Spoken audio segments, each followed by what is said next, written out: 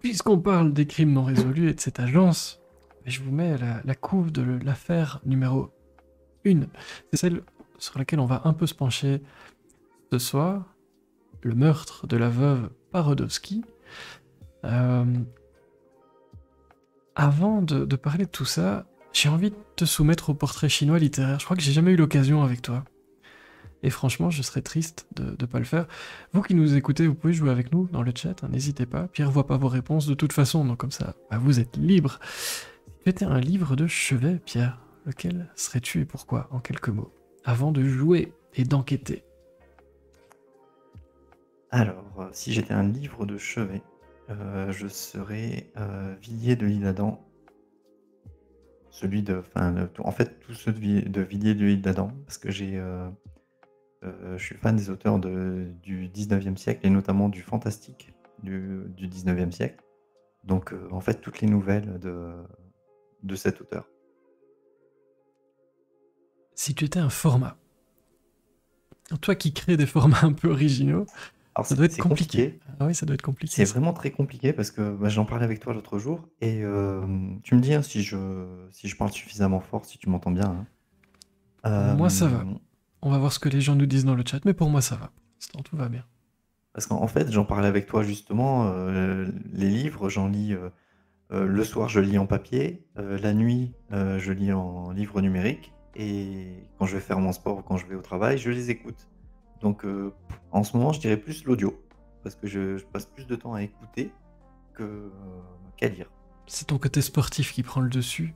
Si tu étais, oh là il y a beaucoup à dire aussi, une maison d'édition, quelle Alors, maison serais-tu? d'édition, je dirais, l'ancienne, Super 8, enfin, ceux qui ont une collection Super 8, j'arrive plus à retrouver le nom. Hem, ouais, mais je vais dire Super 8 parce que c'est celui, et en fait, ils ont toujours des bouquins qui sont, qui sont vraiment, à la croisée des genres. C'est-à-dire on peut vraiment jamais les cataloguer Mhm. et j'adore cette maison d'édition et donc je pense que ça serait plutôt, celle-ci. Vous avez déjà compris, Pierre aime bien mêler les genres, faire de l'original, puisque bah, son livre qu'on va découvrir ensemble là aujourd'hui, bah, il nous fait jouer, c'est un livre interactif, c'est l'occasion de jouer, on est sur Twitch finalement, pour une fois on va faire des jeux aussi. Si tu étais un rayon dans une librairie, Rayon fantastique. un petit mot de comment du pourquoi ou... Ah, parce que ça en fait, en fait, tout j'écris rarement du fantastique. Me dans c'est assez étrange, hein, j'écris de la fantasy, j'écris du thriller, j'écris de la jeunesse, mais en fait, ils ont une ligne, on va dire un point commun tous, c'est d'avoir une pointe de fantastique et tous mes bouquins, excepté peut-être celui, qu'on va présenter aujourd'hui, ont cette trame fantastique en eux et je pense que c'est ce qui me caractérise, même si j'écris pas vraiment de livres de fantastique et c'est en tout cas ce que j'aime le plus lire. Et merci beaucoup, Ragnoc. C'est très gentil. Bah, c'est très agréable pour nous aussi, au passage. Si j'étais un marque-page, avec quoi marquerais-tu la page? Alors j'ai envie de dire que tu m'as offert des marque-pages, enfin tu en as offert un de mes enfants, qui sont toujours utilisés. Donc Mhm. je pourrais dire ceux effectivement avec un petit escargot dessus, qui viennent de Belgique. Ah Mais en oui, fait, c'est vrai. c'est, pour te dire la vérité, ça serait, n'importe quoi, tout ce qui traîne à proximité, un stylo, un crayon, un autre livre, peu importe, voilà. Tout fait office de marque-page. Tout fait marque-page. Comme dans les énigmes, tout peut servir.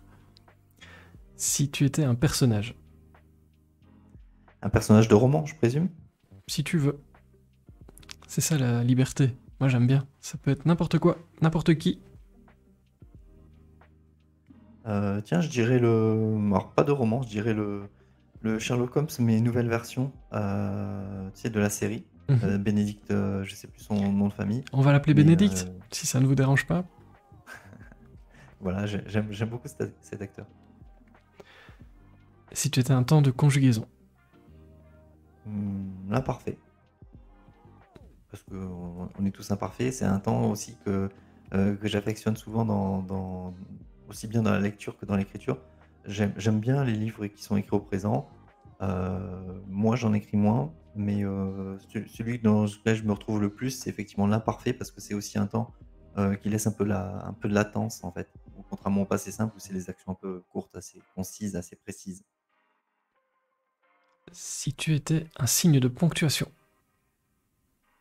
Alors, je suis pas trop, point d'exclamation. Le point, tout simplement. Le, point de suspension, bon, tu laisses traîner les choses. Le point, phrase courte, directe, tu arrives au bout, c'est fini. Si tu étais une musique ou la bande-son, par exemple de cette agence des crimes non résolus, qu'est-ce qu'on lui mettrait comme bande-son? C'est une bonne question. Sur l'intro, j'aurais bien mis, tu sais, celle qu'on retrouve dans Frankenstein, là, je dirais du Beethoven. Alors que ce soit Mhm. aussi bien la sonate au clair de lune pour l'introduction, que celle, effectivement, d'introduction dans Frankenstein, j'ai plus le nom, qui me revient. Mais je dirais du Beethoven. Et si tu étais, un petit dernier pour la route, un verbe?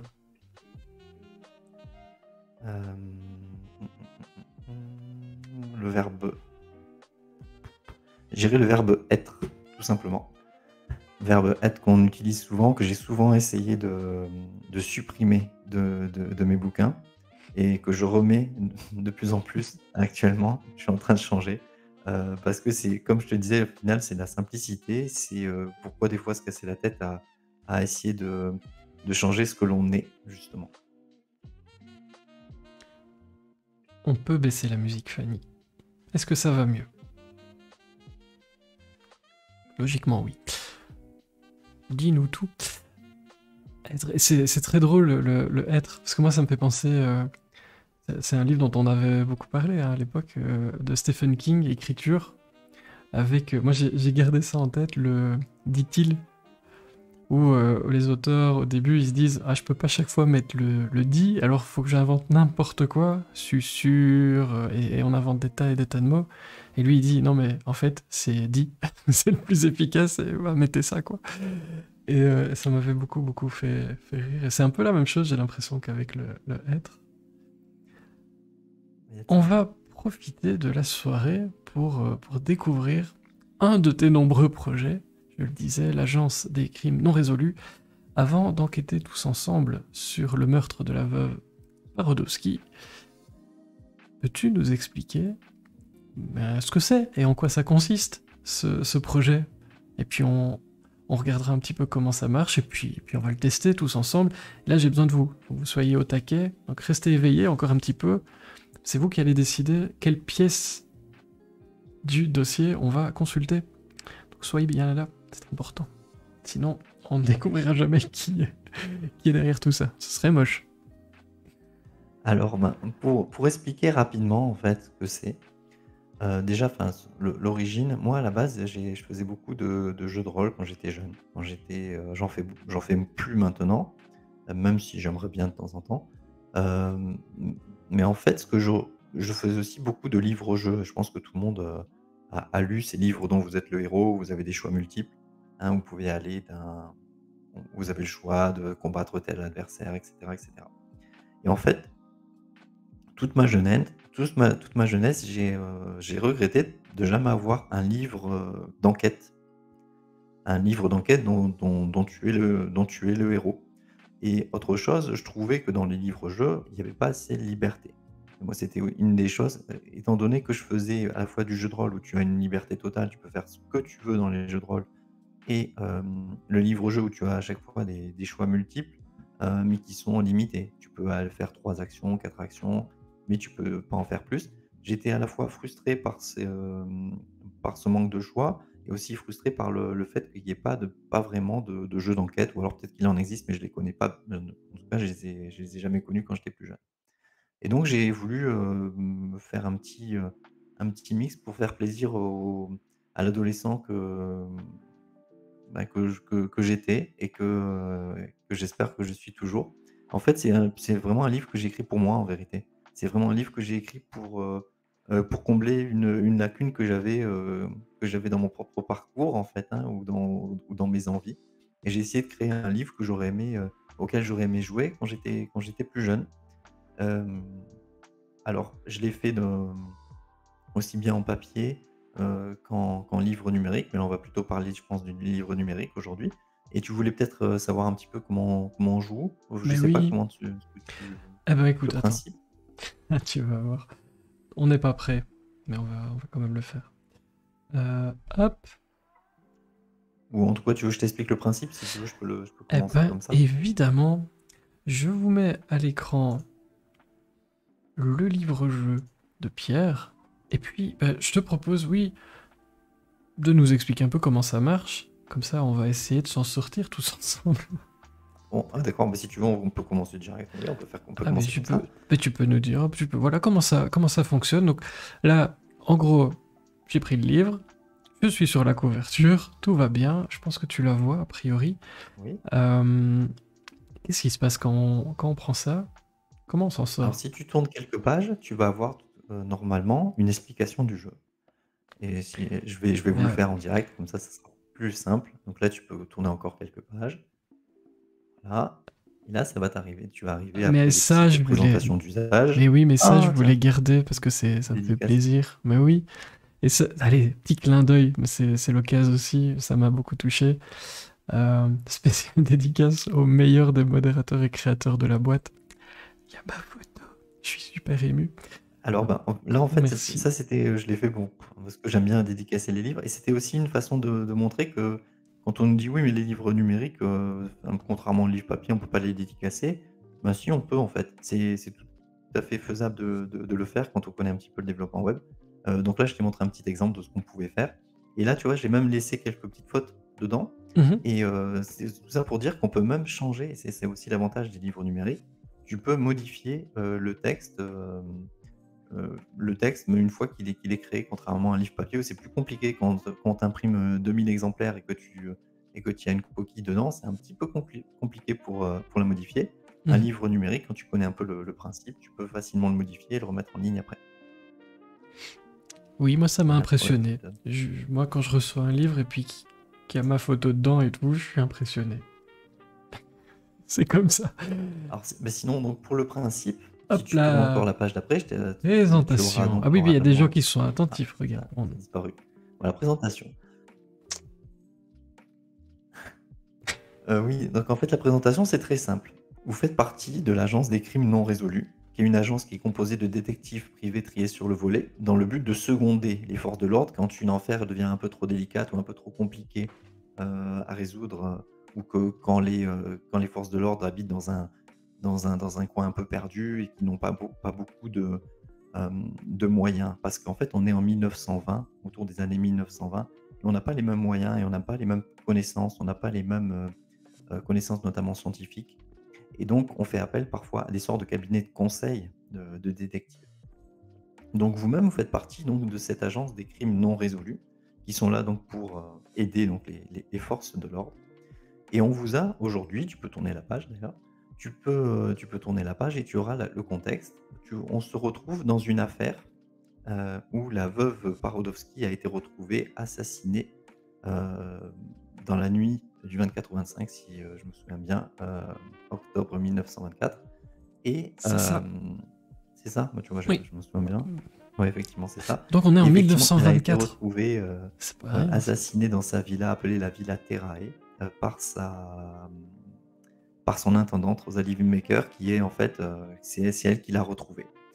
Et le but va être de trouver qui a fait le coupable, enfin qui est le coupable, comment il s'y est pris pour assassiner cette femme, à quelle heure ça s'est produit, enfin tous les éléments de résolution. Voilà pour le principe. Et là, on est dans la merde. Bah oui, parce qu'on a un gros Oui, non. dossier. 1924. Et donc le principe, là, c'est le contexte. Ouais. Comment on fait pour enquêter avec ce livre? Explique-nous. Alors, ben, Moi, j'ai déjà tourne un la peu page, tu vas chipoté, hein, voir. j'avoue. Oula, Hop, je me suis je vais emballé. tirer un peu loin. Voilà. En fait, là, tu as, en fait, tout se joue dans ce dossier, dans ce sommaire. C'est-à-dire qu'en fait, c'est comme, prenez l'exemple, c'est comme si on vous donnait ce dossier.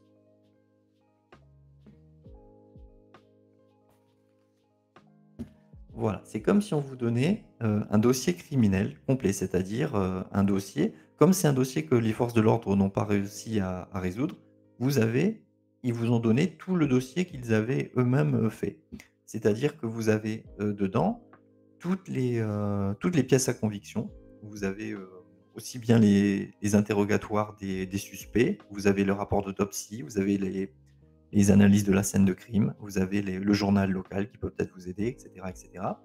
Et en fait, c'est vous, vous choisissez d'étudier une des pièces du dossier, celle que vous voulez. Vous pouvez vous déplacer n'importe où dans le dossier et ensuite, vous notez grâce à un petit carnet ou grâce au carnet virtuel que vous avez dans la liseuse ou dans la tablette ou dans l'ordinateur en fonction de là où vous souhaitez jouer. Vous notez tous les éléments et vous essayez de faire vos propres conclusions. Voilà pour le principe. Il y a des tas de choses, hein. Donc, vous avez la fiche de la victime, la lettre de la victime, la liste des suspects, leur rapport d'autopsie, peinture exécutée du salon avant le meurtre. Et puis, la scène de crime, la gazette de Brenne, la carte de la région, c'est vachement complet. La notice touristique de la région aussi. Alors ça, j'imagine, ça peut être utile pour les transports et tout ça, probablement, hein. Et ah oui, la lettre de menace.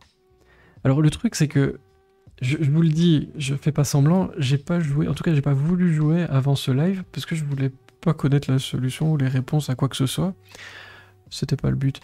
Le but ici, alors, Pierre nous accorde quelques minutes. Logiquement, alors tu m'avais dit l'enquête ça dure 1 heure et demie, techniquement, quand on joue. Ouais, quand tu fais que ça. Moi, je l'ai fait jouer en live, j'ai fait des séances, si tu veux, en format papier avec des groupes, hein. Il y avait Mhm. 3 groupes de 8 joueurs qui jouaient en même temps. Le but, c'était d'aller le plus vite possible. Ils avaient mis à peu près 2 heures, mais en fait, quand tu es en format, on va dire liseuse, quand tu es plus concentré, tu peux aller, en fait, d'un dossier à l'autre beaucoup plus facilement. Je pense que tu dois mettre 1 heure et demie, ouais, entre 1 heure et demie et 2 heures tout seul, en fait, à y arriver. Concentré, c'est mon deuxième prénom. Concentré. Donc, ici, on a quoi? On va se donner un petit quart d'heure pour que vous voyez un petit peu le principe. Le but, c'était de jouer un tout petit peu, mais après, évidemment, de voir comment ça a été construit par Pierre, comment son esprit torturé a inventé ce truc, et techniquement aussi, comment on fait. On va évidemment poser des tas de questions, on va jouer en même temps parce qu'on est complètement dingue. Et puis Pierre, t'interviens absolument quand tu veux, et je te propose même de guider, hein, les personnes. Donc, dans le chat, dites-moi par quoi vous avez envie de commencer, puisque comme l'a dit Pierre, c'est vraiment nous qui allons décider par quoi on commence. On connaît le contexte, Pierre vous l'a redonné juste avant, et Fanny, qui est la première à répondre, a décidé qu'on allait jeter un œil au rapport d'autopsie. On va partir dans la joie et la bonne humeur tout de suite. Et donc, je clique dans le sommaire sur rapport d'autopsie, vulgarisé. Merci les gars. Apparemment, Zut était d'accord, mais parfait. Alors, il est vulgarisé parce qu'en fait, Mhm. ce sont les, personnes qui sont en charge de l'Agence des crimes non résolus qui ont vulgarisé, les éléments, scientifiques de l'enquête. Oui, hein, c'est un peu avec ça, effectivement. Heu, tu, hem, en donc ils vont, en fait, faire en sorte que les enquêteurs qu'on est, n'aient pas, à se préoccuper de tout le jargon, scientifique qu'on ne connaîtrait pas. Donc en fait, c'est pour ça que c'est vulgarisé par les personnes de l'agence. Alors, est-ce que vous savez juste me dire dans le chat si vous arrivez à bien lire? Est-ce que l'écran est assez grand? Est-ce que je dois vous lire certaines choses? Moi, je suis bon public, vous pouvez même me demander un petit coup de pouce à la lecture, ou me dire si c'est lisible pour vous. En tout cas, je peux vous assurer, non, pas du tout. C'est très lisible quand on l'a en liseuse, ou sur le PC, ou voilà. Je mets les lunettes. Le docteur Henri Beaulieu a effectué une autopsie le 26 octobre 1924 sur le corps de Madame Parodowski-Viviane. En suivent les constatations suivantes. Ecchymose sur de nombreuses parties du corps, notamment sur les membres postérieurs, arrière du crâne, dos, cuisse, ce qui laisse à penser que la victime s'est débattue. La commotion cérébrale semble être consécutive à un choc reçu contre l'horloge comptoise. La trace du choc est située à 1,65 m, soit au niveau de la tête de la victime. Le coup était si violent qu'il a cassé le mécanisme du pendule. Cependant, ce choc n'est pas à l'origine du décès de Madame Parodowski. Tout au plus l'a-t-il assommé. Grand écran, donc ça va pour Agrippine. Ok, sur mobile c'est compliqué. Sur PC tout va bien. Ok, je continue à vous donner les... Notez des trucs importants, parce que moi je vois déjà des indices là-dedans. Hein, voilà. On sait déjà que c'est pas ça qui a causé sa mort. Bon, du coup on va chercher autre chose dans les causes. Si vous avez des idées, vous n'hésitez pas, et on peut passer de l'autopsie, enfin du rapport d'autopsie à autre chose. On n'est pas obligé de tout lire, enfin, on peut y aller freestyle, hein. C'est vous qui me dites. Des constatations précédentes, le docteur Henri Beaulieu déduit qu'une lutte au corps à corps a eu lieu et que des résidus de peau ou de cheveux pourraient être présents dans les ongles de la victime. En voilà une chose intéressante. Après recherche, il s'avère qu'un poil blanc s'est fiché sous l'ongle de l'index de la main droite. Le docteur Beaulieu en conclut que le meurtrier a nettoyé les mains de la victime, sans doute afin de faire disparaître une mèche de cheveux qui avait été arrachée, mais n'a pas vu ce résidu. Si le poil nous indique la couleur possible de la chevelure de l'assassin, il est en revanche trop résiduel pour l'exploiter. L'assassin pourrait aussi bien avoir des cheveux poivre et sel, et ses cheveux pourraient aussi bien être courts que longs. Ça donne déjà pas mal de pistes. Ou de fausses pistes. Faut se méfier, c'est Pierre. Méfiez-vous. L'autopsie fait état de 4 coups de couteau à l'aine, côté droit, donnés de bas en haut, voire schéma, ce qui est carrément le schéma, avec les petites croix. Pierre, c'est au niveau autopsie, tu as fait des recherches pour voir comment était mis en forme une autopsie, parce que, ouais, on s'y croit. Enfin, je sais pas si ça fait 1924, moi je trouve que oui, mais c'est vrai qu'il y a le dessin, et est-ce que ça se présente comme ça, ou est-ce que tu as synthétisé pour que le jeu soit encore plus... Alors oui, ça se présente plus ou moins comme ça. Après, oui, je l'ai synthétisé justement de par le fait que j'en ai fait quelque chose de vulgarisé, donc pour justement pas embêter les lecteurs dans le jargon, avec tout le jargon, parce que c'est pas forcément évident. Normalement, dans l'autopsie, il y a toute la partie où tu enlèves tous les organes, que tu les pèses, etc. Là, je me suis pas embêté avec ça. J'ai vraiment utilisé que les éléments qui pourraient vraiment servir. Mais sur la mise en page, si vous regardez un rapport d'autopsie, vous pouvez en trouver quelques-uns, hein. Vous avez à peu près ce schéma-là. Les plaies d'une largeur d'environ 3 cm induisent que l'arme était un couteau type couteau de cuisine. L'un des coups a touché l'artère fémorale, ça c'est moche, et provoqué une hémorragie qui a été fatale. Et là, on connaît la cause.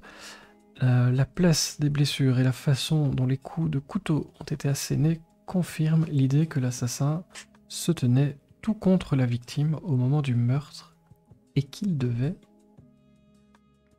mesurer une taille assez similaire à celle de Madame Parodowski, à 5 cm près, en plus ou en moins. Le médecin légiste estime que le meurtre a eu lieu après 21 h, le 24 octobre, sans pouvoir donner plus de précision. Là, on termine le rapport d'autopsie, et donc, petit truc de jeu, vous voyez, chaque fois, retourner au sommaire, on a consulté ça, on revient à l'écran, comme disait Pierre, c'est un peu l'écran de contrôle de ce dossier, la table des matières. Alors, je sais pas si ça vous a inspiré, on a déjà pas mal d'éléments, j'espère que vous prenez des notes, hein, parce que moi pas, je vais le faire de tête, je rejouerai plus tard. Qu'est-ce qu'on va consulter? Qu'est-ce qui vous ferait plaisir dans tout ça? Je me demande si le docteur Beaulieu est suspect, moi. Je vois qu'il y a la liste des suspects, j'ai envie d'aller jeter un œil. Qui est suspect? Vas-y. Allez, pendant que vous me dites Ah, la lettre de menace, Tiffany. Alors, attends. La liste des suspects. On a 9 suspects. Bon. On a... Et alors, on peut consulter leurs fiches. Alors, on a Alejandro Rubio, le jardinier, homme à tout faire de la Villa Terrae, et amant de Madame Parodowski. Bah dis donc. Anatole Fabrici, prêteur sur gage, bookmaker de l'hippodrome de Brenne. Ah, hippodrome. J'imagine qu'il y a des courses de chevaux dans l'histoire. Rosalie Winbacker, intendante. Isabelle Duchâtier, c'est la fille de Madame Parodowski. Paul Duchâtier, le gendre. François Lambrizet, artiste-auteur. Ah, il faut se méfier des artistes-auteurs. Ça, c'est sûr. Et biographe de Madame Parodowski. Marie Desgeremont, meilleure amie et confidente. Gustave Molinari, portraitiste, auteur des crayonnés de la scène de crime. Ah bah oui, j'ai vu qu'on pouvait y avoir accès aussi. Père Blaise, prêtre de Madame Parodowski. Donc, le légiste est hors de cause. Voilà, je vous ai beaucoup aidé. Merci, merci. Ok. Alors pour les âges et les mesures, il faut aller en fait sur à chaque fois les tout simplement la fiche du personnage. Et là, vous Allez. aurez accès à tout. Alors, à tout hasard, je vais aller chez Alejandro. Hop. Voilà. Et là, on a la photo, son âge, lieu de résidence, cheveux bruns, il est ambidextre. Super, ça nous aide beaucoup. 1m80, 80 kg. Alors, attends. Elle, sa tête a frappé la pendule à 1m65. Et d'après notre ami, il y avait 5 cm de plus ou de moins. Donc lui, a priori, tout va bien. C'est Mais une bonne je me... déduction, toi. Mais je me méfie. Mais je me méfie. En fait, je sais pas, moi c'est ça mon problème, je vais quand même me méfier, même s'il y a des trucs, tu vois, que je vois. C'est excellent, hein. Donc, véhicule, il a pas de véhicule. Analphabète. On va tout faire jardinier, description. Toujours un petit mot sur les personnages, alors j'imagine. Ça, tu les as créés de toutes pièces. C'est en fonction de l'histoire, tu t'es amusé à créer une galerie de personnages qui pouvaient interagir avec...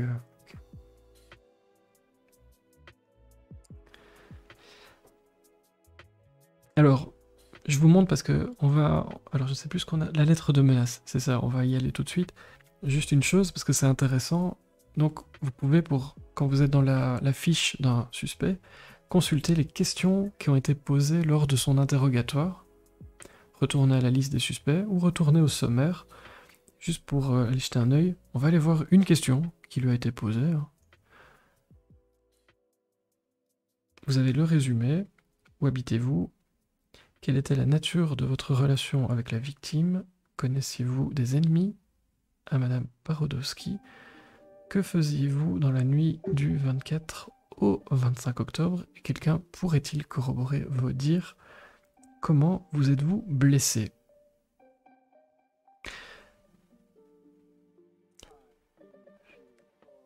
Moi j'ai envie de savoir s'il lui connaissait des ennemis. Hop. Parce que a priori, si c'est pas lui à cause de sa taille, on va partir là-dessus. Il sait peut-être si quelqu'un en voulait à la dame. Malheureusement, oui, quelqu'un en voulait. C'était de notoriété commune, Madame Parodowski avait de nombreuses dettes de jeu. Ok. Ah oui, d'où l'hippodrome, peut-être. Rosalie Winbacker vous en parlera mieux que moi. Donc ça peut être intéressant d'aller lui poser des questions. C'est chouette parce qu'en fait, ça renvoie à plein d'autres éléments du dossier. Enfin, je sais pas si vous voyez un petit peu ce que je veux dire, mais on peut vraiment y aller dans tous les sens. C'est vraiment très très sympa. Donc, on va noter Rosalie. Effectivement, c'est fait en fait dans cette optique-là, c'est-à-dire que un personnage va te donner des éléments, effectivement, soit sur l'hippodrome, soit sur un autre personnage. Et à partir de là, toi, tu peux aller consulter soit effectivement l'autre personnage, soit j'ai pas dans le journal local, tu as vu un article qui parlait d'hippodrome, bah, tu vas aller lire l'article. Voilà, en fait, et tout est fait pour que ça renvoie d'un à l'autre et que tu puisses justement te faire ton enquête, ton cheminement, mais en commençant d'où tu veux. en fonction du personnage que tu vas interroger en premier, tu vas pas forcément aller de la même façon dans le dossier. Donc, il y avait des mises en demeure. Ouais. Celui qui faisait le plus peur était un prêteur sur gage du nom d'Anatole Fabracci. Croyez-moi, la pire crapule que la société peut engendrer. Bien qu'il s'en défende, ce dernier est à la fois bookmaker et usurier, c'est-à-dire qu'il prête de l'argent à des joueurs à des taux prohibitifs. Et ces mêmes joueurs s'empressent de remettre en jeu les sommes qu'il vient de leur prêter. C'est parfait. C'est une économie circulaire, ça marche très bien. C'est très très bien. Donc, ça c'est une réponse à la question qui m'intéressait. On peut retourner à la liste des suspects, on peut retourner au sommaire. Alors, vous m'avez demandé la lettre de menace. Je sais plus qui, Fanny je crois, qui m'a demandé ça. Ouais. Hop. Oula. Ça c'est chouette aussi, Pierre, parce qu'il y a des éléments un peu visuels comme ça. Et bonsoir Émilie, salut Karine, merci beaucoup. On va faire une petite pause, on va vous expliquer pourquoi on a des lettres cheloues sur l'écran. Qu'est-ce que vous en pensez? Bienvenue tout le monde, merci pour le raid. Qu'étiez-vous en train de faire? Ça m'intéresse toujours. Alors, techniquement, je dois le voir quelque part. Mais je sais pas où. Un petit mot, Karine. Karine, on écrivait ensemble une suite à un moment, enfin pas de celui-ci exactement, d'une autre enquête, mais dans les années 60. On a un peu mis en stand-by pour l'instant, mais on écrivait ensemble une autre affaire. Donc ça me fait plaisir qu'elle... Avec Karine Carville, c'est vrai. Moi, elle est sur ce mais je présume je pense pas, ça doit être elle. Mais ça me fait plaisir de t'avoir ici avec nous. Merci beaucoup d'être si nombreux. Je me présente très très vite fait, Frédéric, enchanté. Je suis sur Twitch depuis un petit temps avec ce projet un peu fou, La Boîte. J'y invite des tas de gens, des auteurs, puis évidemment toutes les autres personnes qui travaillent dans le milieu des livres, avec toutes leurs casquettes. Bref, il y a tout le temps du monde avec moi ici, parce que j'aime pas être tout seul. D'habitude, je tue des gens qui n'existent pas, mais uniquement dans les livres. Je suis plutôt sympa en fait sur Twitch, maintenant que j'y pense. Mais comme je vous disais, j'ai ouvert ici pour des interviews, des quiz, des tables rondes sur le monde des livres. Et puis de temps en temps, on découvre des livres ovnis, comme celui que Pierre est en train de nous présenter. Je vais évidemment le laisser redire un mot là-dessus. Et vu que j'ai la chance de côtoyer des personnes exceptionnelles, j'ai décidé de vous en faire profiter aussi. Et donc, actuellement, on se retrouve tous les jeudis soirs, ou presque, entre 20h30 et plus ou moins 23h, ça dépend des jours. Je disais, ce soir, on est avec Pierre Gollon, vous voyez à mes côtés. La lettre chelou que vous avez sous les yeux est une lettre de menace, parce qu'on est en train d'intégrer l'agence des crimes non résolus. On est en train d'enquêter sur le meurtre de la veuve Parodowski. Pierre, est-ce que tu peux nous réexpliquer, mais pour toutes les personnes, parce qu'ils sont nombreux qui viennent de nous rejoindre, merci pour vos follow au passage, ça me fait vraiment plaisir, merci beaucoup. Est-ce que tu peux nous redire un petit mot sur le contexte et ce format de jeu, livre numérique, mais qui est aussi en papier, avec le beau dossier que tu nous as montré? Est-ce que tu peux nous réexpliquer ça en un mot? Oui. En fait, c'est simple, hein, vous faites partie de l'agence des crimes non résolus, qui est en fait une agence composée de détectives privés, qui est là pour seconder les forces de l'ordre. On leur a confié un dossier criminel. Et le détective privé que vous êtes va essayer de résoudre donc ce dossier. Et en fait, ce dossier peut se lire dans n'importe quel sens. Vous pouvez accéder à n'importe quel élément du dossier, le lire dans n'importe quel ordre. Donc c'est une sorte de roman. C'est comme si vous aviez un roman que vous pouvez lire commencer en fait les chapitres de n'importe quel côté. Et en fait, c'est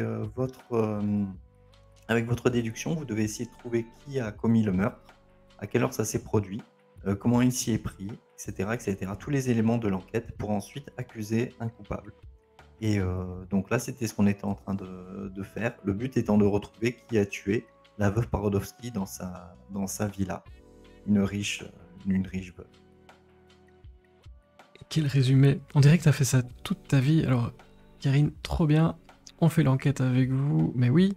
Alors, on va pas faire toute l'enquête. Le but, c'était évidemment de vous montrer un petit peu, parce qu'on a l'occasion.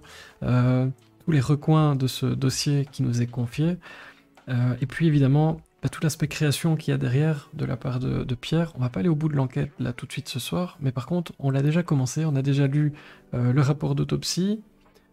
Qu'est-ce qu'on a fait d'autre? On a été interroger notre ami le jardinier. Ici, on est sur la lettre de menace reçue par la victime quelques semaines avant le meurtre. Et au passage, salut Fedrad. Merci à... Vous avez des pseudos bizarres. Si j'écorche, vous m'engueulez dans le chat. HFPoff. Merci beaucoup, Jus, pour les follow. Merci, Émilie, je l'ai dit. Alors, salut, un petit Tom. truc pour toi. Salut, Vibration. Oui. Avec Karine, je pense que tu pourras aller suivre sa page et je pense que tu renoueras avec TikTok. Avec TikTok? Ouais, là, c'est un truc que je sais. Je la suis...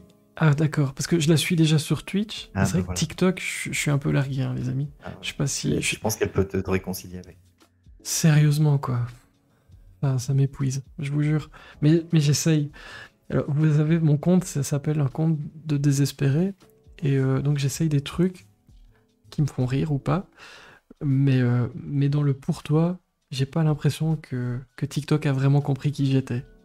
Je crois qu'on se comprend pas tous les deux, TikTok et moi. Donc, Karine, si t'as des trucs... Salut, Loulai. Merci beaucoup pour le follow aussi. Salut, Vibration, merci. Ça fait plaisir de vous voir tous ici pour enquêter avec nous. Parce qu'on, je vais pas dire qu'on galère, on est sur la bonne voie. Là, on a déjà écarté plus ou moins quelqu'un de la liste des suspects. Mais je l'ai fait un peu freestyle. Hein. Donc, méfiance. C'est Pierre qui a inventé ce truc, donc méfiance. Mais j'en ai écarté un. Allez, on va dire ça comme ça. Bon, en fait, là, pour te donner des petits trucs, là, par exemple, tu as la lettre de menace. Qu'est-ce que ça peut t'apporter, la lettre de menace? Mais j'essaye déjà de la lire depuis tantôt. Ah, vas-y, je te laisse. Mais non, c'est compliqué, tu vas devoir m'aider. Je crois que j'ai un problème. Vous y arrivez, vous, à lire ça? Pierre est un auteur fourbe, c'est connu. Ok, donc c'est bien Karine qui te connaît, on est d'accord. On est d'accord. TikTok, c'est un sujet de fâcherie en ce moment. Bah oui, après, est-ce que ça va encore durer très longtemps, cette histoire? Je suis pas sûr. Alors, Et puis alors, moi, je lis chi. Je trouve ça très bizarre. Donc, à mon avis, j'ai un problème. Pour le jardinier, je suppose. Mon silence a un prix. J'ai envie de te dire, quand tu commences à découper plein de lettres... Tu mets peut-être... Après, on vient de lire dans la fiche du jardinier qu'il était analphabète. Donc, s'il nous écrit ça un peu manière freestyle... Mais il y a juste le « je chie ». Ça, c'est bizarre. Et ça fait marrer Pierre de voir comment on galère avec ces indices foireux. Mon silence a un prix, ça vous avez aussi, ouais. Je sais, ouais. Ah, c'est un A. Ok. Ah, heureusement que t'es là, Loulai. Parce que j'étais déjà... Ok, c'est un A. Moi, je voyais un H.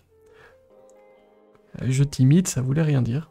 Et donc, je sais, pour le jardinier, mon silence a un prix. Alors, le jardinier, je l'ai vu dans la fiche des persos que c'était l'amant, non? Attendez. On retourne au sommaire 2 secondes. La liste des suspects. Hop. Jardinier, homme à tout faire et amant. Et amant. Donc, je sais pour le jardinier, mon silence a un prix. Est-ce que quelqu'un voudrait faire chanter notre veuve Parodowski? Oui, c'est rare. Mais oui, vous êtes fort. Mais heureusement que vous êtes arrivés, hein. Je sais pour le jardinier, mon silence a un prix. Allez, il nous reste quoi, Pierre? 5 grosses minutes pour trifouiller le dossier. Je vous laisse choisir. Oui, vous savez pas, vu que vous venez d'arriver. Moi, je vous laisse choisir. On est dans le sommaire. Donc, c'est un livre interactif. Vous pouvez consulter n'importe quoi à l'intérieur du dossier d'enquête. On a déjà fait le rapport d'autopsie. On a déjà été voir un suspect et on a vu une réponse à son interrogatoire. On vient d'aller voir la lettre de menace. Qu'est-ce que vous avez envie Bah, Karine, tiens, choisis pour te remercier pour le raid. C'est toi qui choisis ce qu'on fait. Et oui, le robot, le robot va publier le lien pour aller se procurer cette merveilleuse enquête qu'on n'aura pas finie, évidemment, ce soir, mais c'est très très chouette. Moi, enfin, je vous invite à le faire et bon, on va après reposer quelques questions à Pierre, mais là je suis à fond dans le jeu, donc j'ai pas envie de lui poser de questions, et il est content parce que ça veut dire qu'il a fait du bon boulot, Pierre. Et ça fait plaisir. Tu voudrais lire la Gazette? Eh ben ça me va. Alors, la Gazette de Brenne. Alors, vu que tu as fait un raid, t'as deuxième choix. Quel article? Parce que dans la Gazette, visiblement, il y a plein d'articles, donc c'est très très chouette. Horreur à la Villa Terrae, détails sur le meurtre de Viviane Parodowski. Théâtre, les sièges restent vides, explication du flop de la pièce écrite par François Lambrisset. Le gagnant du gros lot, toujours inconnu. Détails sur une course hippique étrange. Incendie, Brenne a eu chaud. Retour sur l'incendie, l'atelier, les devis du docteur C, le naufrage du Nautile. C'est gai d'écrire. C'est toi qui as écrit les articles alors, Pierre, je suppose. Ouais, je les ai tous, écrits, ouais. Et ça fait quoi? C'est comme journaliste alors? Tu t'es Mais c'est lancé dans exactement le... ça. Si tu lis un article, c'est vraiment un article. Mais en fait, si tu veux, sur la version papier, c'est même plus visible. Je vais te montrer si tu veux. Mhm. Euh, tu vois vraiment. En fait, sur la version papier, tu as carrément un journal. T'as le Alors, journal. Karine, si j'ai bien compris, toi tu veux aller dans Horreur à la Villa Terrae. Tu vois, t'as vraiment, pour le coup, dans la version papier, tu as vraiment un journal complet avec une dizaine d'articles. Et c'est comme en fait si tu consultais un journal qui a été écrit, que tu lisais le journal en même temps et que tu essayais de comprendre quel lien pouvait lier les différents protagonistes, etc. Et merci Julie, merci Floflo pour vos follow, ça fait super plaisir. Fanny demande, pour réaliser cette enquête, Pierre, est-ce que tu as pensé aux réponses avant l'enquête ou pas? Bref, comment Oui. tu as travaillé pour conceptualiser tout ça pendant qu'on jette un œil à cet article Horreur à la Villa Terrae, le meurtre de la veuve Parodowski? C'est vrai que ça peut nous donner des éléments, bien vu Karine. Ça peut être vraiment utile pour le coup. Je vous laisse lire. Juste pour répondre à la question, en fait, je l'ai fait jouer comme un jeu de rôle. Parce qu'en fait, c'est un jeu, tu peux le jouer là, en version numérique tout seul. Mais tu peux le jouer de différentes manières. On y reviendra peut-être tout à l'heure. Et là, en fait, je l'ai fait jouer à plusieurs personnes en jeu de rôle. C'est comme je connaissais, moi, tout ce qui s'était passé, j'avais pas besoin de tout le dossier. Je pouvais le faire de tête. Donc, les gens me posaient des questions et je répondais comme si j'étais à la place des protagonistes. Et en fait, j'ai trié les questions qui revenaient le plus souvent pour en faire des petites synthèses. Tu vois, si c'était toujours plus ou moins les mêmes questions qui revenaient. Donc, j'ai pris vraiment les questions qui étaient les plus adaptées et je les ai synthétisées. Ce qui permet, si vous jouez en murder party, parce qu'on peut jouer aussi en murder party avec des acteurs, ça permet de faciliter le rôle d'apprentissage pour les acteurs. C'est une chouette idée de soirée, hein, quand vous invitez vos amis à l'apéro et puis boum, tiens, dossier de l'agence des affaires non résolues. Fais-toi plaisir, et bien sûr que je peux lire tout ça. C'est une nouvelle dans la commune de Brenne, ce serait bien passé. Viviane Parodowski, la veuve de feu Andrew Parodowski, qui avait fait fortune dans le commerce des épices, a été retrouvée assassinée dans le salon de sa Villa Terrae le mardi 25 octobre. C'est son intendante Rosalie Winbecker, ah oui, la fameuse Rosalie à qui on doit aller poser une question, un de ces quatre, qui, faisant sa tournée de ménage quotidienne, est tombée nez à nez avec sa patronne, criblée de coups de poignard. Une boucherie, ça c'est les journalistes, hein. Ils exagèrent toujours. C'était une véritable scène de massacre, confiera-t-elle sous le choc. Une boucherie, il y avait une mare de sang. D'après les informations évoquées du bout des lèvres par les forces de l'ordre, le meurtre aurait eu lieu dans la nuit du 24 au 25 octobre. L'état de la pièce, le mobilier renversé et le gros choc sur l'horloge comptoise qui aurait cassé le mécanisme semble induire que la victime s'est débattue mais n'a pas eu le dessus sur son agresseur. Le combat se soldera par 4 coups de couteau dans l'aine. Fatal. Bah oui, on a vu dans le rapport d'autopsie hein, tout à l'heure. Oups, l'artère fémorale, c'est moche. L'arme du crime n'a à ce jour pas été retrouvée. Et bien que quelques suspects aient été entendus par la police, aucun n'est pour le moment mis en garde à vue. Les autorités affirment cependant que quelques indices peuvent encore être exploités. Meurtre opportuniste, vengeance, dette. Parmi les pistes, celle du meurtre crapuleux revient fréquemment. Les habitués de l'hippodrome de Braine vous le diront. Madame Parodowski avait peut-être le cœur sur la main, mais elle était également une turfiste invétérée qui ne ratait pas une course. Aurait-elle contracté des dettes insolvables avec les mauvaises personnes qui seraient venues se servir directement dans son coffre-fort?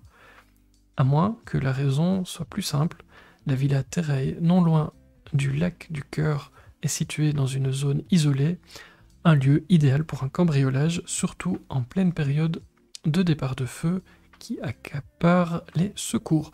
D'autant plus que le personnel de maison, moindre que du temps du faste d'Andrew Parodowski, diminue drastiquement la liste des témoins potentiels, une triste affaire qui vient parachever le déclin inéluctable d'une famille maudite.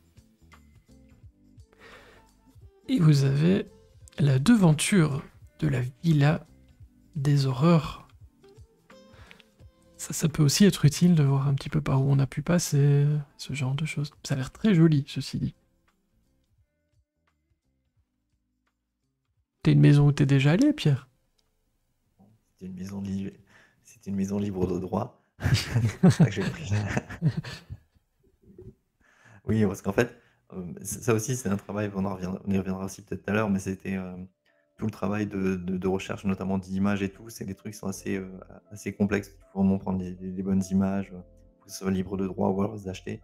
Et c'est vrai que c'est pas forcément un travail qui est hyper facile. Voilà, Karine nous dit c'est hyper mal entretenu et on voit que le jardinier était occupé à autre chose. Fanny demande, est-ce que, et ça c'est vrai que c'est important pour nous expliquer un peu le principe, y a-t-il les réponses à la fin ou est-ce que c'est autre part qu'on peut les trouver? Alors, Parce que là on circule oui. dans le dossier évidemment. Où se Si tu trouvent veux, les tu peux réponses? revenir dans le dossier, je peux te montrer comment ça se présente si tu veux la réponse. Si tu retournes en fait au sommaire, tu as à la fin, tout à la fin, après la lettre de menace, lorsque vous, je vois pas bien marqué, mais voilà. Lorsque vous penserez avoir toutes les cartes en main pour accuser un suspect, rendez-vous aux éléments de résolution afin de vérifier vos théories. Voilà, donc là, si tu peux cliquer sur les éléments de résolution. C'est vrai, j'ai pas osé faire ça. Ouais, tu as le droit. Cool. Et ensuite, si tu veux, en fait, ça c'est en gros ce qui va te servir d'indice. Si vraiment tu bloques, tu vas avoir tout un panel d'indices qui va te dire à quelle heure ça a pu avoir lieu, quelle était la couleur des cheveux possible, s'il était droitier ou gaucher, etc. Donc en fait, tous les indices qui peuvent te donner qui peuvent t'aider à résoudre l'affaire. Et ensuite, tu as un truc sur, si tu penses avoir tout en main, tu peux aller sur accuser un coupable, tu peux aussi appuyer. Sérieux? Ouais, tu peux appuyer, pas de souci. J'appuie. Et ensuite, là c'est là qu'il faudra pas que tu appuies. Parce J'appuie que pas. là, en fait, tu as tous les personnages, et là, tu dis, moi, je pense, admettons, tu penses que c'est le jardinier, mais tu Non. dis, je pense que c'est Alejandro Rubio, tu vas appuyer, et en fait, ils vont te dire si c'est lui ou pas. Mais ils vont pas te dire qui c'est. Ils vont te dire juste si c'est lui ou pas. Donc, si c'est pas lui, tu as ils vont te renvoyer au sommaire, et si tu vas continuer l'enquête, mais en ne sachant pas qui a tué. Donc, tu vas pouvoir continuer à jouer de manière normale, juste tu auras éliminé un coupable potentiel. D'accord. Et juste avant, en fait, tu disais, là, ce sont des indices. Alors, vraiment, c'est si tu... Oui, si tu vraiment, tu en fait, bloques complètement... les éléments de résolution, tu peux les lire, disons que ça va te confirmer que tu as bien trouvé, ou alors te dire au contraire que c'était pas ça. Donc c'est vraiment des éléments de résolution, c'est pour te confirmer que tu as bien trouvé, et tu peux t'en servir d'indice. Si par exemple tu dis ah bah oui, j'avais pas pensé à regarder à quelle heure ça a pu avoir lieu, bah ça peut te donner un indice de ça, et puis tu pourras relire les éléments du dossier en ayant d'autres éléments, quoi. Un autre point de vue. C'est très chouette, nous dit Agrippine. C'est génial, nous dit Fanny. C'est un fameux boulot. Alors, on peut en parler en un mot. Je vais revenir au sommaire. Je vais vous accorder encore un truc à regarder, mais plus après. Un seul. Parce que je suis comme ça, je suis vicieux. Et non, sinon on va faire toute l'enquête, ça va pas. Mais donc, à l'intérieur, vous avez la solution, il y a vraiment de quoi jouer. J'ai une question, parce qu'on me la pose dans l'oreillette. C'est destiné, on le voit un petit peu, mais est-ce qu'il y a un âge, un niveau nécessaire? Est-ce qu'il faut être beaucoup? Est-ce qu'on peut jouer à 2, 3, 4, à 50? Je disais, pendant un apéro, vous faites venir vos amis, vous sortez votre petit dossier criminel, ça fait son effet. Est-ce qu'il y a un niveau ou un âge limite ou de Alors, base pour comprendre et s'en sortir dans l'enquête? quand je l'ai fait jouer version papier, il y avait des enfants de 12 ans qui jouaient. Ça, ils étaient venus avec leurs parents, mais ils étaient à fond, hein. C'est-à-dire que c'était vraiment eux qui étaient, enfin, c'était eux qui étaient les plus investis dans l'enquête. Il y avait des acteurs aussi, donc ils leur posaient plein de questions, ils étaient vraiment à fond dans l'enquête. Donc je pense qu'effectivement, un enfant de 12 ans, il peut jouer, en fait, hein. Mhm. Il y a pas de choses qui sont trop horribles, il y a pas de, tu vois, il y a pas d'affaires de viol, tu as pas de trucs comme ça, donc tu pas d'affaires de meurtre ou de, c'est vraiment des choses qui, enfin, si tu veux, tu as un meurtre, tu as des, mais je pense qu'un enfant de 12 ans 12-13 ans peut y jouer sans problème. Après, moi, je l'ai plus fait pour des personnes un peu plus âgées, enfin, pour, on va dire, des ados adultes, mais je pense qu'à partir de 12-13 ans, tu peux commencer à jouer. Mais c'est la plupart des gens auxquels qui ont participé à ce jeu, c'était plutôt des adultes, quand même. Est-ce qu'il existe une version papier qu'on pourrait avoir en librairie, et notamment en Belgique, demande Fanny. Alors, bah, il y a celle, pour l'instant, qui est que que j'ai sorti que sur Amazon, parce qu'à la base, j'avais prévu de le sortir qu'en version numérique, mais comme on m'avait demandé, j'avais sorti la version papier. Oui, en fait, il y a 2 versions qui existent.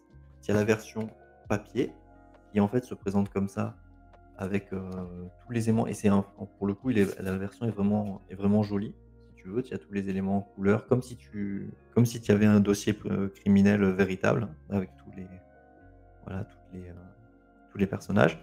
Et sinon, tu as la version, mais qui est pour le coup pas encore sortie, jeu de société, qui se présente comme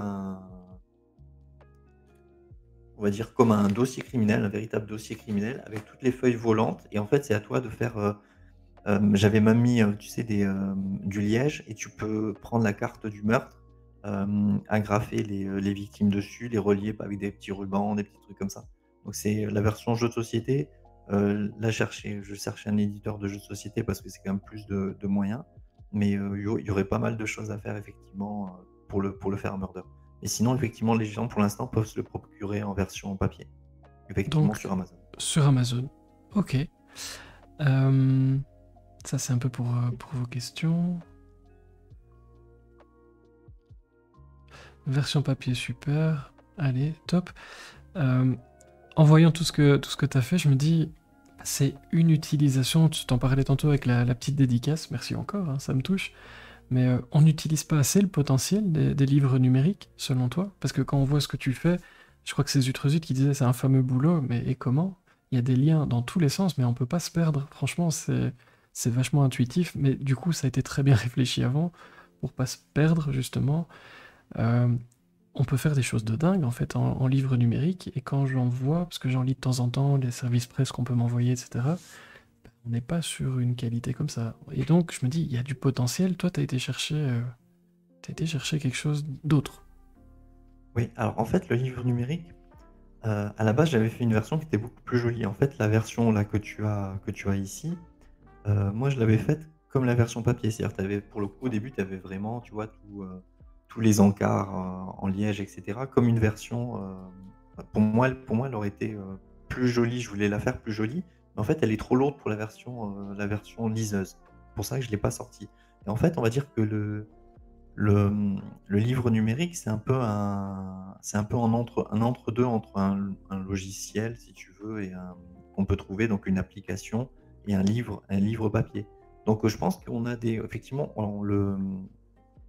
on s'en sert pas. Je pense qu'on n'exploite pas tout à fait son potentiel, même si son potentiel n'est pas non plus monstrueux. C'est-à-dire que tu peux pas mettre des choses comme tu peux mettre sur une application. Tu peux pas mettre tu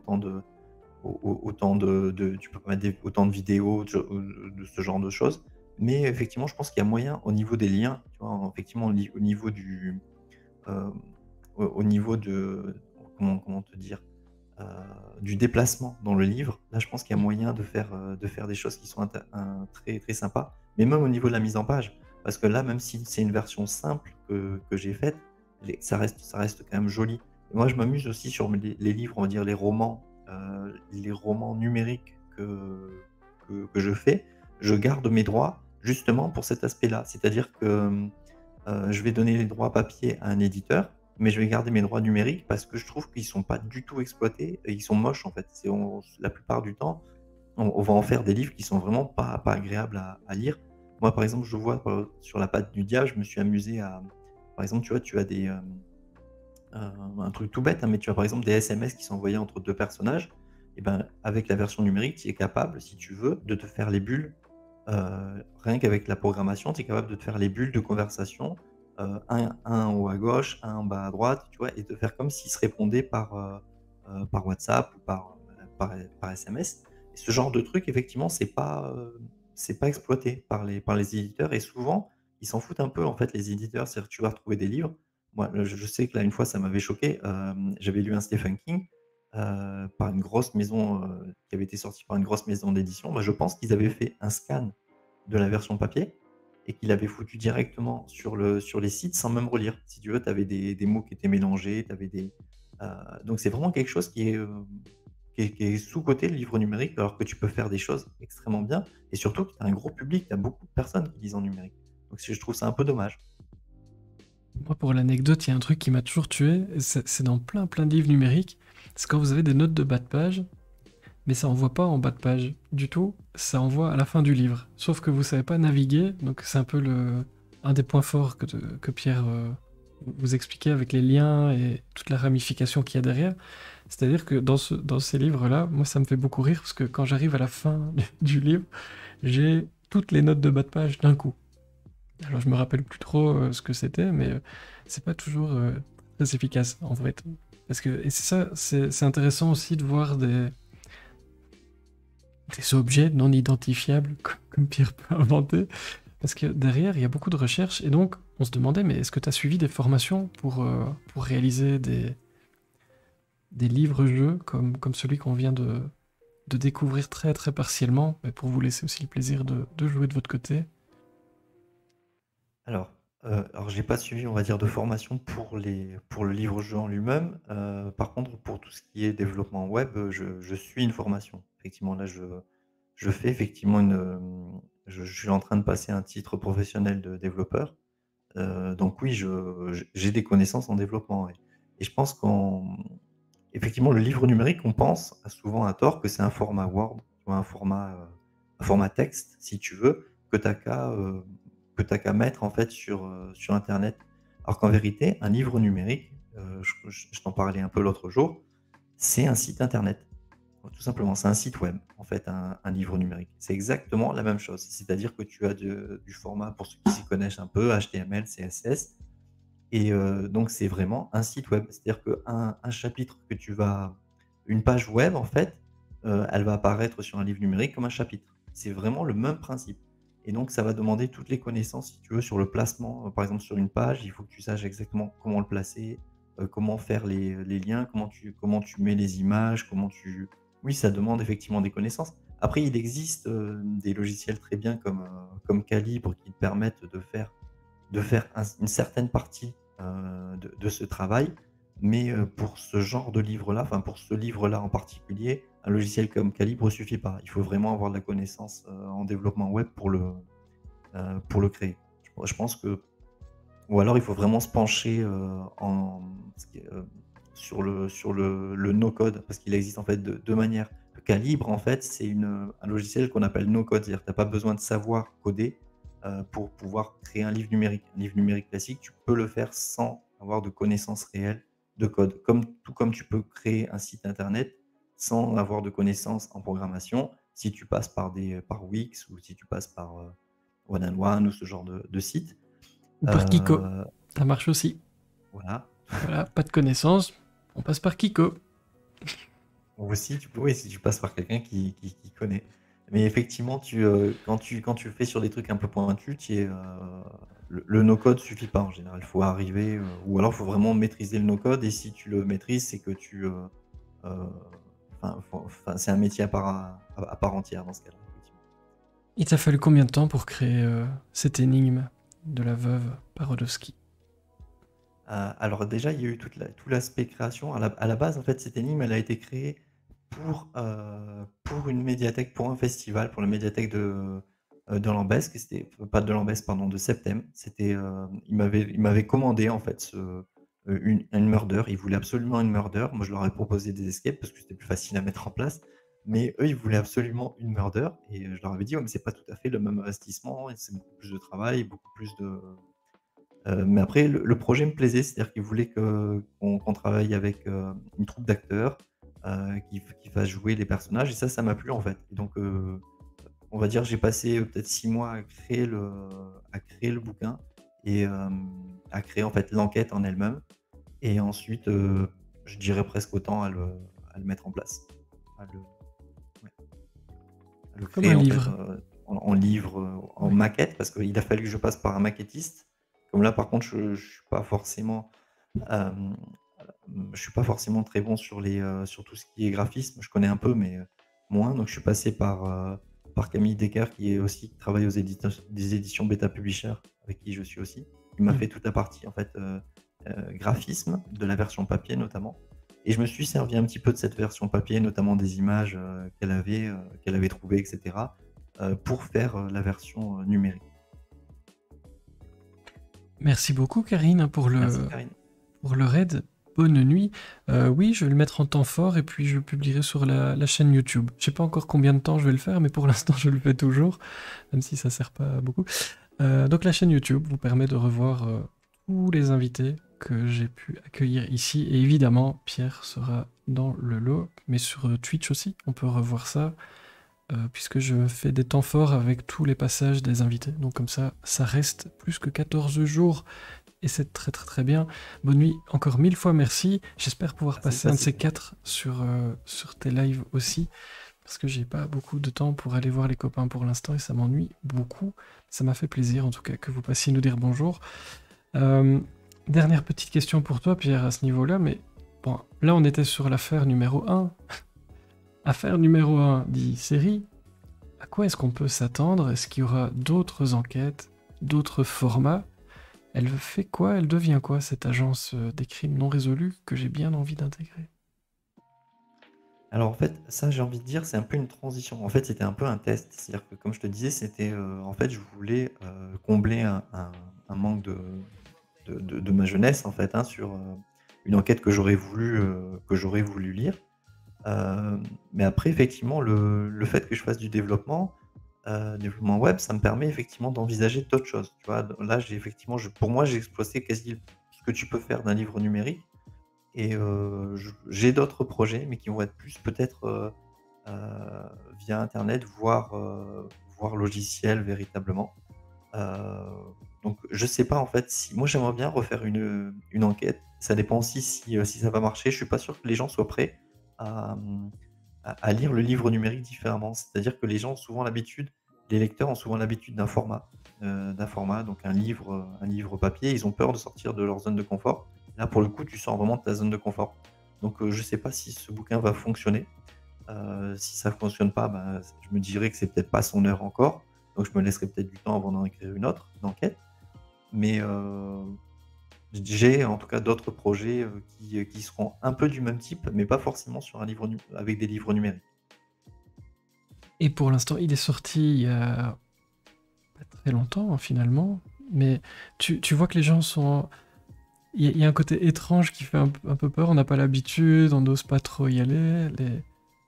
Pas trop Oui, c'est curieux. ça. C'est. C'est Ok. ça, c'est-à-dire qu'en fait, quand tu le montres, notamment par exemple comme une émission comme ça, ils vont dire: «Ouais, c'est super et tout». En fait, il y a peu de personnes qui passent à l'acte, qui essayent en fait le jeu. Je pense vraiment que c'est une question que ça fait un peu peur, quoi. Je sais que j'ai eu des personnes même un peu âgées qui me disaient: «Oui, mais moi j'arriverai jamais à utiliser ce concept-là», alors qu'ils lisent sur liseuse, hein, ils ont l'habitude, hein. Et en fait, une fois qu'ils ont commencé, ils ont dit: «Ah bah non, en fait, c'est super facile», et il y en a une qui était à fond, hein. Elle avait, je crois que je sais plus quel âge elle avait, mais elle était vraiment à fond. Elle a passé la nuit dessus et le lendemain, elle est venue me voir, en disant: «C'est génial». Et une fois qu'ils commencent, ça leur plaît, ils aiment bien le concept, mais ils ont du peur de passer à l'acte. Bon après ça, il y a quand même du monde, hein, qui l'a pris, hein, ça a quand même bien fonctionné, mais on va dire pas autant que mes livres classiques. Pas encore. Mais peut-être que ce type de live et de petite démo va aider. En tout cas, je l'espère. On me demandait dans l'oreillette le prix. Ça coûte plus cher qu'un livre e-book ou autre classique quand il y a du développement derrière en plus. Non, non, c'est les mêmes tarifs parce que enfin moi je l'ai mis au même tarif, je pourrais le mettre plus, hein, effectivement, mais mon but c'est effectivement, c'était pas de gagner de l'argent avec, pour le coup c'était vraiment de sortir quelque chose. Comme je te l'ai dit, c'était plus pour moi que je l'ai fait. Il y a même certains livres que j'ai écrits que j'ai jamais publiés parce que je les ai écrits pour moi. Là c'était un peu le cas, je l'ai sorti parce que voilà, j'avais la possibilité de le faire. Mais non, je l'ai pas mis cher, je crois que je l'ai mis à 2,99, qui est le prix en fait minimum, hein. Tu peux le mettre à 0,99, mais dans ce cas, tu touches absolument plus rien et ça te rentabilise même pas le bouquin.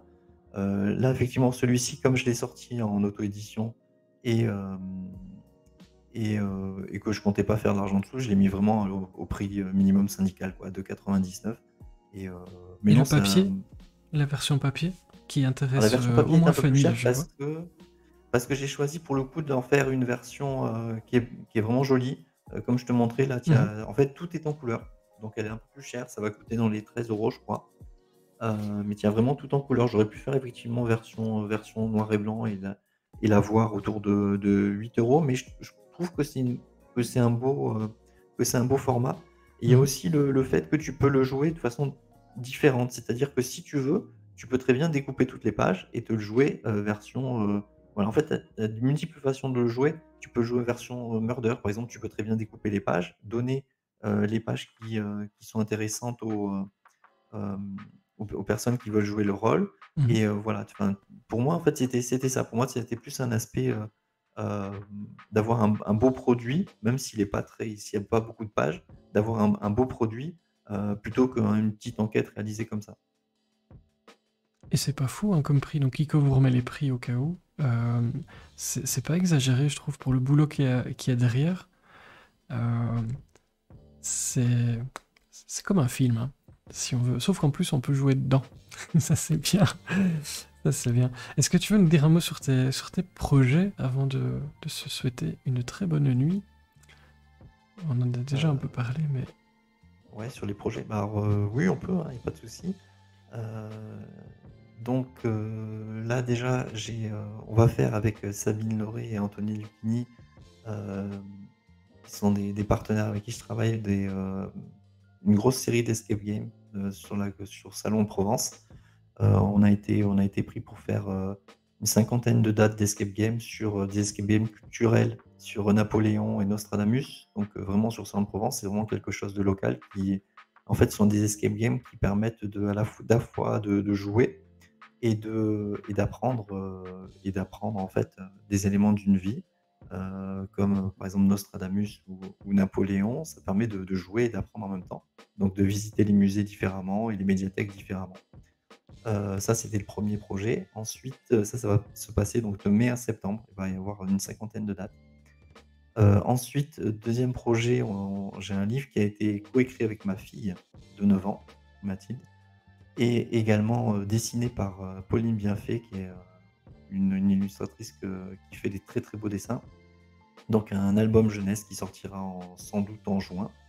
J'ai l'impression que ça prend un peu de retard, mais normalement ça devrait sortir pour juin.